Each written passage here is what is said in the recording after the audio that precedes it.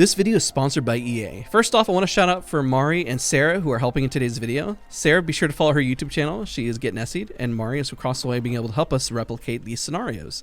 So in this first example, what we're going to be doing is we're going to highlight the downside of peaking the same angle.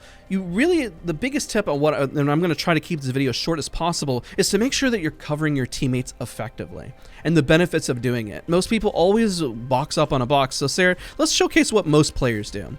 They always peak the same spot altogether, and while this can be a benefit, the downside is if you're on top of each other, well, that Valkyrie is going to be able to blast both of us down at the same time, and now they know exactly where we're at. So that's the downside.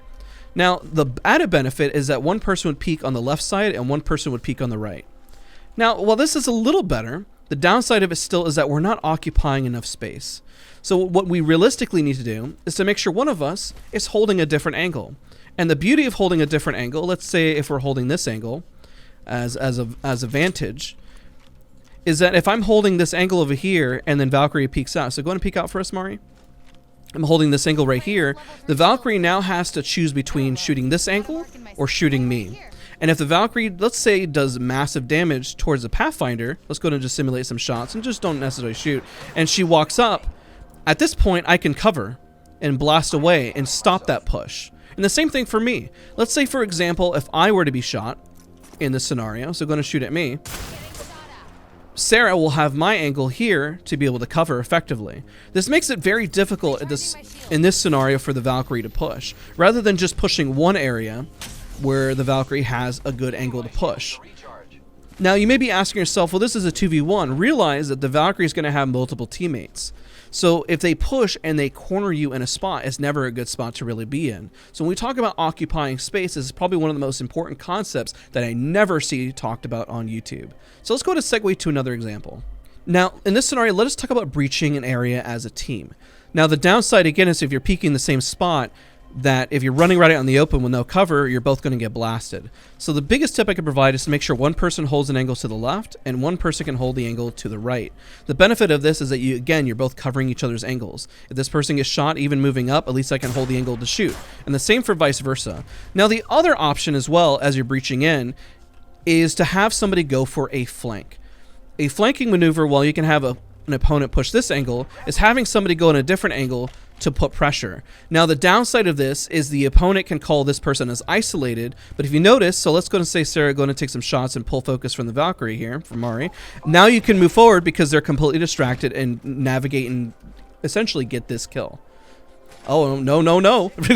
So that's the benefit of it. Just remember, how do you counter that maneuver is if the opponents realize this person's by themselves and they're going to push. So you have to act and be very effective. One, communicate that you're flanking, and one, make sure that you're covering your angles. If your teammate says, I got you covered, know that even if you get cracked and you're holding here, that like we said, your teammate is going to make sure to cover the angle. But if you keep all pushing like the Avengers the same angle together, then the downside is that if everybody's looking down the hall of that angle, unless they have amazing aim, then you're most likely going to get blasted and just get shot out in the open. And you don't necessarily want to do that because your hitbox is too large and you're going to lose. Let's go into the next option here. Now, in this example, what we're going to provide is what if you're forced to kind of push through and you don't have the option to flank because it's too far away, or what if you don't even have the option to, let's pretend this area doesn't exist over here and it's just a straight shot through.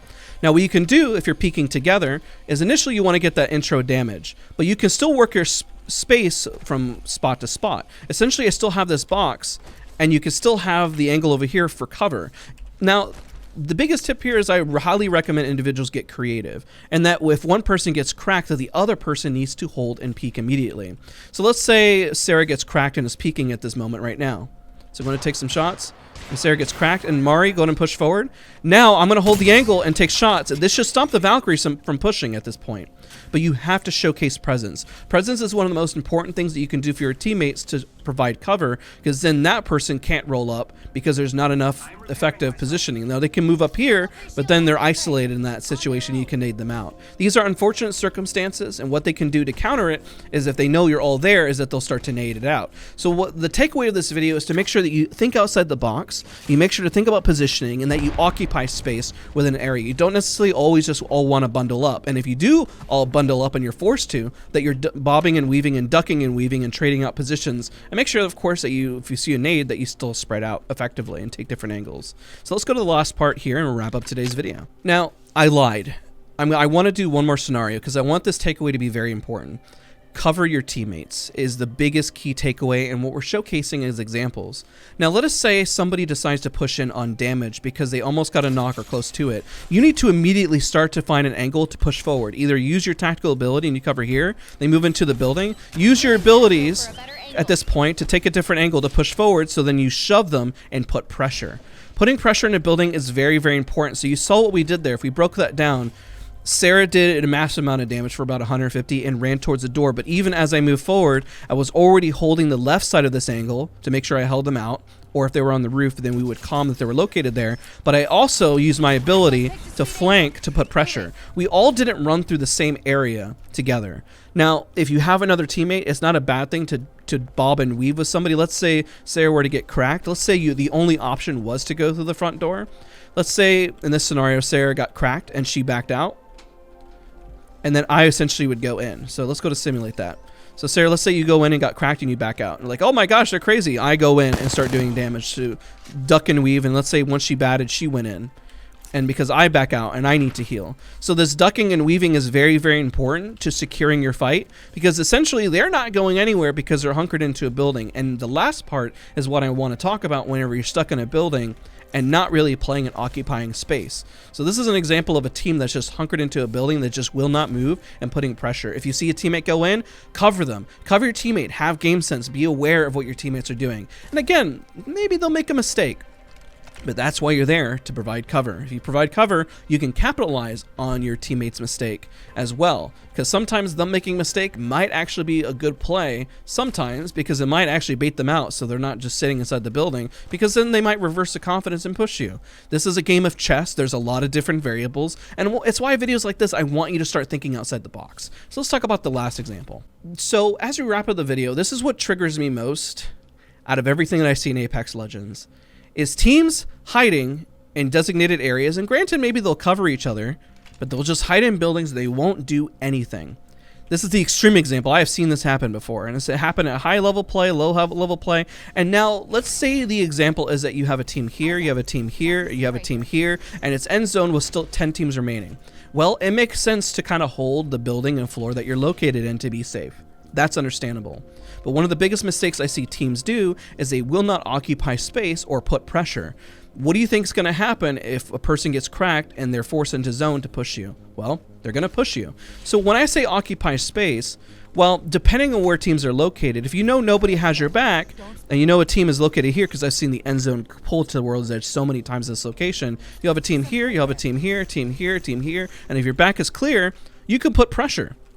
You can start using the head glitch here, start holding this out and blocking. Well, it's not really head glitch, but you can use this as cover to really pinpoint where opponents are at. And your teammate can be in the building, and let's say you Watson fence the outside, you put caustic barrels. Once it's safe, you should use that line of defense as a fallback, not as your first plan and resort just to go inside and cower in fear. You want to put pressure, you want teams to respect you, and you need to be sure to disrespect other teams by making sure you let them know that you're not afraid. If you showcase fear and you showcase a lack of confidence, the only thing that's going to happen is that you're going to get breached, and they're going to push in one way or another. They'll push the stairs, they'll start to throw nades, they'll start to breach through here. You limit your options because all you're able to do in this scenario is cower and wait and hide.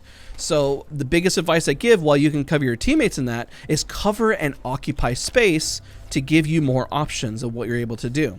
Let's say these teams are all fighting and you notice this team is over here, but you're occupying space, did some damage, and then you tell your teammate, no more hiding in a building, let's go shove this all together, and we push, get this team out in the back, and then move forward because we know that's an option. And so Sarah instinctively put a zip line for us, we knock this team, we go back, and now our backs are cleared because there was a team fighting here, and we capitalized on it. Now, the issue of why you would probably not push these teams here is the downside is that what do you think this team is going to do? They're going to third. So get this team out. Secure space, occupy, cover your teammates. From the examples we showed, no longer show fear. Now, you're probably saying, well, I can't do that because I don't have good aim. Go practice your aim. Well, I'm afraid because I don't want to lose resources or anything. Make sure you get resources before you go to endgame. Make mistakes. Don't be afraid to make mistakes. I personally believe in every one of you who's watching this video, whether it hits 500 views, whether it hits 1,000 views, everybody's watching this video. I truly believe if you put yourself out there, make more mistakes, you can learn from those mistakes. So if any big takeaway from this video, that's going to be that. I don't see a whole lot of this talked about on YouTube, right, Sarah? Would you say the same? Yep. I think this video will help somebody out there and maybe make the big difference from your ranking up from gold to try to make it to diamond or even further beyond. So again, Sarah, thank you so much for helping me. Also to Mari, I know that he had to run. But, oh, wow, that was awesome. Okay. I'll see you guys all in the next video. Thank you so much for watching, and I'll see you guys all in the next one. Bye, everybody. Like, comment, and subscribe. Like, comment, subscribe.